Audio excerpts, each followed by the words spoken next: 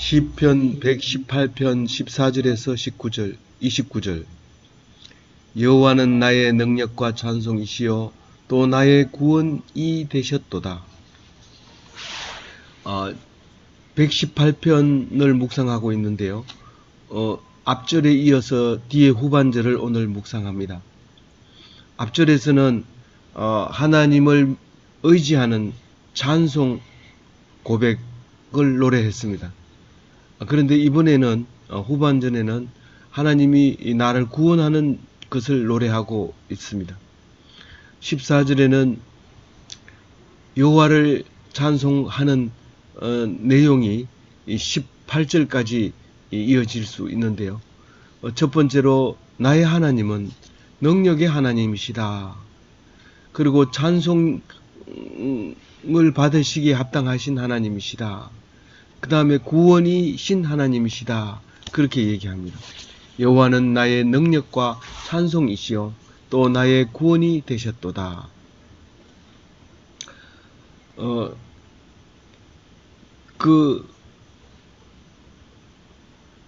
15절에는 의인들의 장막에는 기쁜 소리, 구원의 소리가 있으며 여호와의 오른손이 권능을 베푸시며, 의인들의 장막에는 기쁜 소리가 들린다고 했을 때 그 의인이 아닌 사람에게는 기쁜 소리가 들리지 않는 거죠. 그러니까 하나님 편에 서 있지 않고 세상을 의지하고 세상을 힘을 의지한 의인이 아닌 사람들은 늘 기쁜 소식보다는 반역의 소식과 절망의 소식들이 밀려오게 됩니다. 물론 승승장구할 때는 아주 짧은 시간 그것이 기쁜 소리로 들릴지 모르지만 곧 이어서 근심과 걱정의 소리로 바뀌어버리고 맙니다. 의인들의 장막에는 기쁜 소리, 구원의 소리가 있으며, 구원의 소리가 있다는 것은 그동안 계속해서 절망에 있었던, 계속해서 구원받지 못할 상태에 있었던 상태라는 말을 하고 있습니다. 15절을 읽으면 나의 슬픔, 나의 고통, 나의 어려움이 절로 나옵니다. 그런데 힘들고 어렵지 않은 사람은 이 15절을 읽게 되면 별로 감각이 없고 느낌이 없게 되어 있습니다. 그래서 이 성경은 살아있는 것입니다. 죽어있는 것이 아니라 읽으면 활동하게 되어 있습니다. 그래서 의인이 아닌 자에게는 그만큼 힘이 떨어지고 이 기쁜 소리가 되지 않고 구원을 받지 못합니다. 그런데 그 의인을 기쁘게 하고 구원하는 소리가 여호와의 오른손이라고 얘기합니다. 오른손이 옳게 여기는 것이죠. 권능을 가지는 것이죠. 권한을 가지고 있는 것이죠. 하나님이 권한은 나쁘게도 할 수 있지 않습니까? 사실은 하나님은 나쁘게 하시지 않습니다. 그런데 우리가 나쁘게 한다고 생각하니까 그것은 죄 지은 자의 결말이고 의인이 아닌 자의 상황이고 그렇게 되는 것이죠. 그러니까 여호와는 항상 오른손으로 권능을 베푸신다고 하는 것입니다. 16절에는요. 여호와의 오른손이 높이 들렸으며 어떤 때는 하나님이 오른손을 들어도 우리는 모를 때가 있습니다.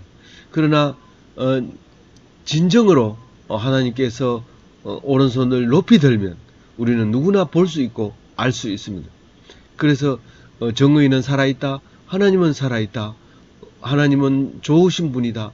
그것을 알 수 있게 되는 것이죠. 그래서 하나님의 오른손이 권능을 베푸시도다. 그 왼손이 권능을 베푸시면 우린 다 죽습니다. 오른손이 권능을 베푸면 우린 다 용서함을 받는 것이죠. 17절에 내가 죽지 않고 살아서 여호와께서 하시는 일을 선포하리로다. 내가 죽은 뒤에 하나님을 찬양할 수는 없습니다. 내가 살아있을 동안에 하나님을 찬양할 수 있습니다.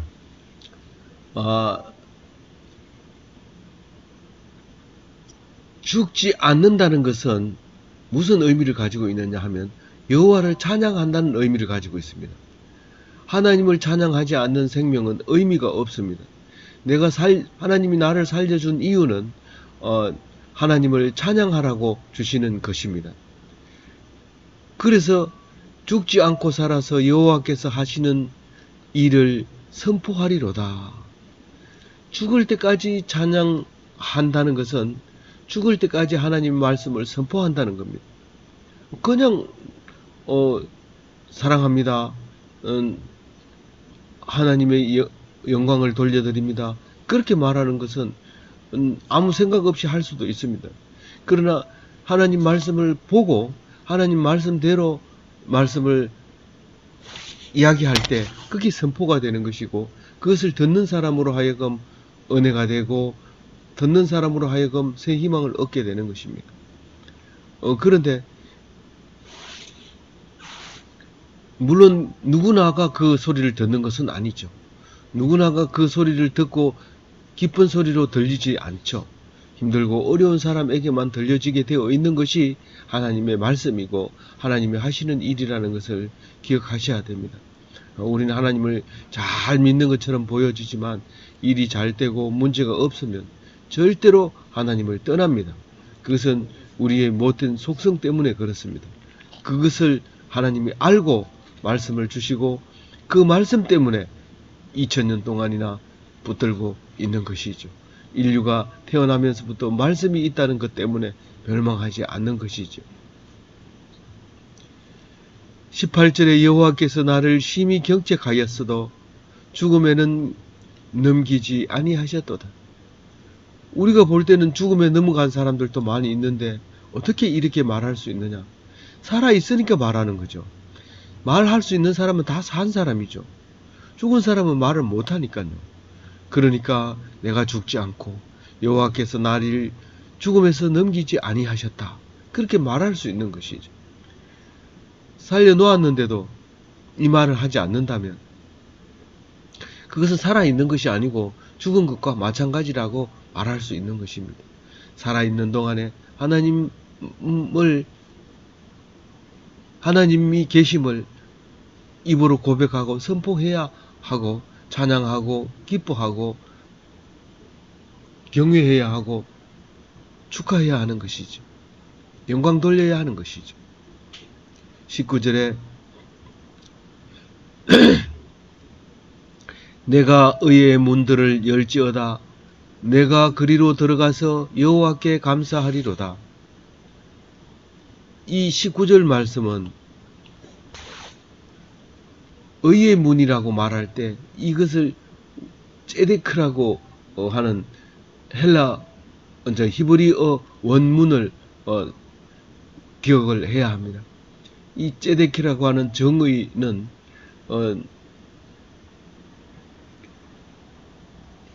의로운 사람은 구원받는다고 하는 그 문입니다. 문을 열지어다 이 말은 내가 문으로 들어가겠다는 건데, 내가 문으로 들어간다는 얘기는 내가 의롭다는 얘기인데, 내가 의롭다는 얘기는 죄가 없다는 얘기인데, 내가 죄가 없다는 얘기는 육신으로는 불가능하고 하나님께서 의롭게 씻어 주셨다는 뜻인데, 그러므로 거기에 들어가면 감사할 수밖에 없는 것이죠. 19절 내가 의의 문을 내게 의의 문들을 열지어다. 내가 그리로 들어가서 여호와께 감사하리로다. 내게 문을 열어주면 내가 거기 들어가서 여호와께 감사를 하겠다는 겁니다. 내게 문을 열어달라고 하는 것은 내가 의롭다는 뜻이죠. 내가 의롭다는 뜻은 내가 하나님을 믿는다는 것이죠. 내가 하나님 편에 서겠다는 거죠. 네가 사람을 죽여놓고 그렇게 말할 수 있느냐? 하나님께서는 나를 사람 죽인 자를 알고 계시고 내가 하나님을 아는 그것으로 선하다 하시는 것입니다. 내 편에 있으면 그것은 선한 것이다. 사람을 살리는 것도 내가 하고, 내가 사람을 죽이는 것도 내가 하고, 내가 용서하는 것도 내가 하고, 아무 죄 없다 하는 사람을 죽이는 것도 내가 한다. 그렇게 말하고 있는 것이죠. 그러니 의의 문을 들어가는 사람은 다 감사할 수밖에 없는 것이죠. 나를 옳다 하시는 거니까. 20절에 이는 여호와의 문이라 의인들이 그리로 들어가리로다. 이 의의 문은 하나님께로 들어가는 문입니다. 옳은 사람이 들어가는 문이고 하나님께 들어가서 감사하는 문이고, 의인들이 아니면은 여호와의 문에 들어갈 수 없는 것입니다. 의인은 죄 없는 자를 얘기하는 것입니다.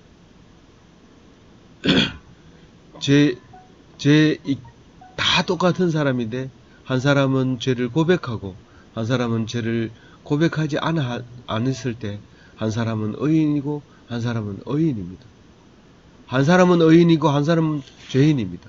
왜냐하면 죄를 고백한 사람은 하나님께서 용서하시지만 죄를 고백하지 않으면 죄 그대로 있기 때문에 죄인입니다. 그래서 죄를 고백하지 않은 자는 하나님의 문을 들어갈 수가 없습니다. 21절에 주께서 내게 응답하시고 나의 구원이 되셨으니 내가 주께 감사하리로다. 내가 뭐라고 기도했고 하나님께서 뭐라고 응답했길래 내가 구원이 되었나요?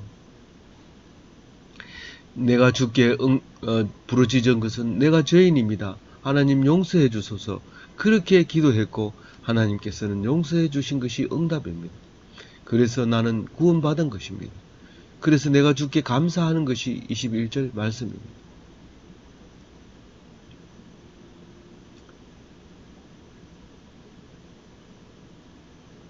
22절은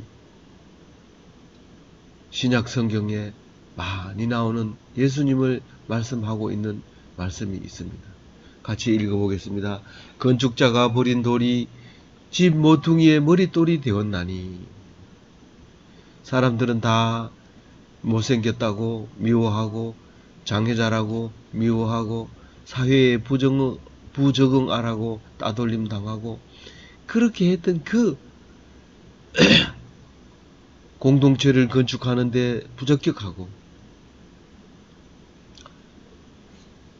큰 회사에 도움이 안 되고 그래서 다 버려지고 힘들고 어렵고 눈물 흘리고 괴로워하고 고통스러워하는 그 사람, 그 버린 돌, 그 쓸모없는 그것을 이용해서 하나님은 멋진 머릿돌을 만드는데 이 머릿돌은 중앙에 세워놓지 않고 모퉁이에 세워놓습니다.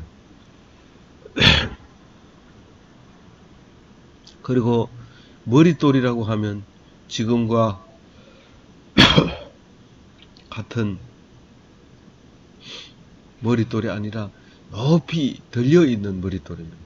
지금은 길이 잘 발달되어 있어 건물 입구에 머릿돌을 위치하고 있지만 높은 곳에다가 이 건축물의 모습을 드러냈던 것이 그 머릿돌입니다. 말하자면 옛날 기와집은 끝에 있는 용마루 같은 그런 돌을 말하고 있는 것이죠. 그 누구나 그 돌을 보고 그 건축물을 알아낼 수 있는, 거기에는 건축자의 이름도 적혀 있고 건축물의 유래와 그 기념될 만한 말을 그 돌에 새기기도 합니다. 우리는 예수님을 건축자의 버린 돌로 많이 비유한 성경을 읽게 됩니다. 여러 번 읽게 되는데요. 모든 사람들이 버렸을 때 하나님은 그 돌을 사용하게 된다는 사실을 말하고 있습니다. 아무도 거들떠보지 않는 그 돌이 하늘의 별처럼 바다의 모래처럼 많은 백성이 그 이름 앞에 무릎을 꿇게 하는 그 돌이 되어버린 것이죠. 23절 이는 여호와께서 행하신 것이요 우리의 눈에 기이한 바로다. 사람이 아무리 설명을 해도 그것이 설명이 되지 않습니다. 그러나 하나님께서 하십니다. 이 일을 하십니다. 우리 눈에는 참 희한하다. 그렇게 말할 수 있는 거죠. 우리의 눈에는 신기하고 기적적이고 이적이 일어나는 거죠. 24절에 이 날은 여호와께서 정하신 것이라 이 날에 우리가 즐거워하고 기뻐하리로다. 머릿돌을 세우는 날이 떡을 먹는 날이고 고기를 먹는 날이고 잔치를 벌인 날이고 기뻐하는 날입니다. 그 날이 하나님께서 정해주신 날이라. 예수님이 오신 날이요 예수님이 다시 오실 날이라. 그 날이 우리는 기뻐하는 날이고 즐거워하는 날이라는 거죠. 성탄절이고 재림의 날이고. 25절에 여호와여 구하옵나니 이제 구원하옵소서. 여호와여 우리가 구하옵나니 이제 형통하게 하옵소서. 우리는 의로운 사람은 이미 고난을 다 받았기 때문에 이제 구원받을 날만 기다리면 됩니다. 그래서 매일 그날을 기다립니다. 예수님 오실 날, 다시 오실 날을 기다리고 있습니다.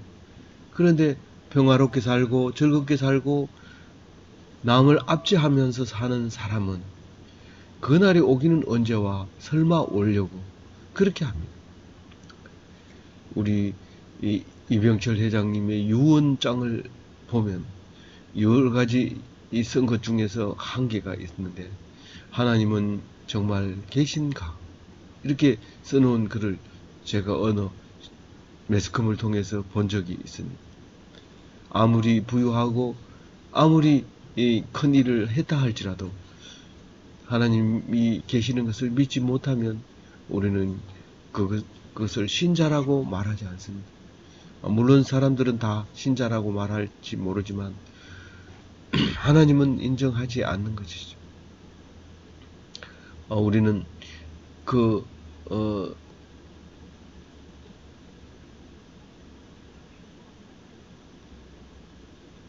하나님 앞에서 성도가 되어야 되고 하나님 앞에서 인정받아야 합니다.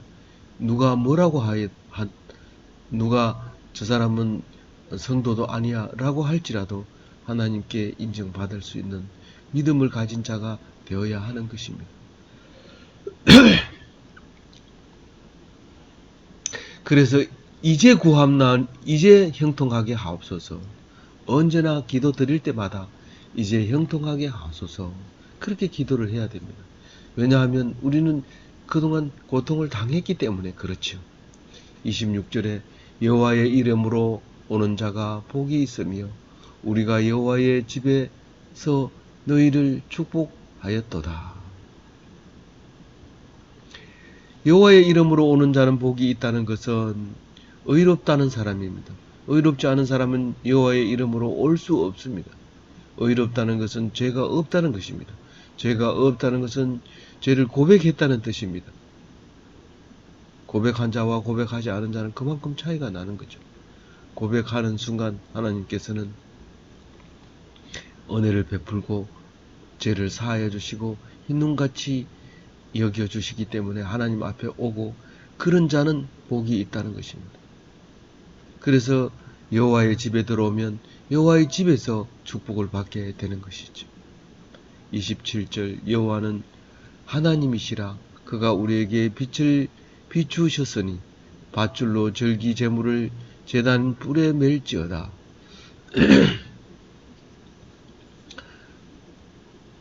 하나님 여호와는 하나님이시라.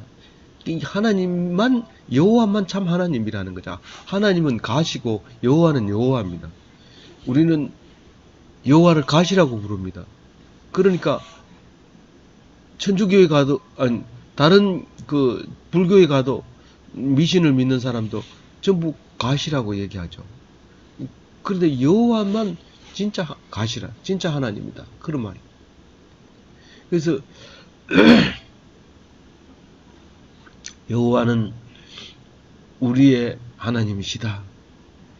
그가 우리에게 빛을 비추셨으니, 빛을 비추셨다는 것은 구원했다는 거고 여호와의 집에 들어왔다는 것이고 의롭게 되었다는 것입니다.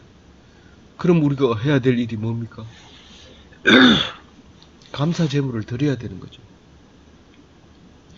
그 감사 제물을 드릴 때 쭉 이제 희생 제물을 가지고 옵니다. 양과 염소와 수염소와 수양을 가지고 쭉 줄을 서 있는데 그것을 한꺼번에 못 해옵니다.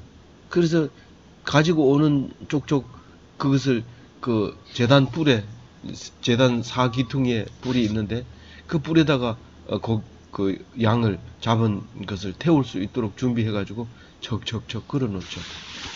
거기에 제단 뿔에 걸려있는, 매여있는 그게 많으면 많을수록 풍성하게 제사장은 기뻐하게 되는 것이죠. 그 말을 생각할 수 있는 거죠. 기쁜 거죠. 기뻐가지고 표현하는 거죠. 꽹가리 치고, 소고 치고, 노래하고, 까무라치고 좋아하는 거. 드럼 치고, 나팔 불고, 심벌저 울리고, 바이올린 켜고, 그런 거죠. 주는 나의 하나님이시라. 내가 주께 감사하리이다. 주는 나의 하나님이시라. 내가 주를 높이리이다. 이렇게 고통을 당하지 않고 그 구원받지 않는 사람에게 하나님을 감사하게 하면 딴 생각하면서 헌금 내고, 딴 생각하면서 교회를 비판하고, 딴 생각하면서 헌금 내놓고 인상 쓰고 그런 거죠.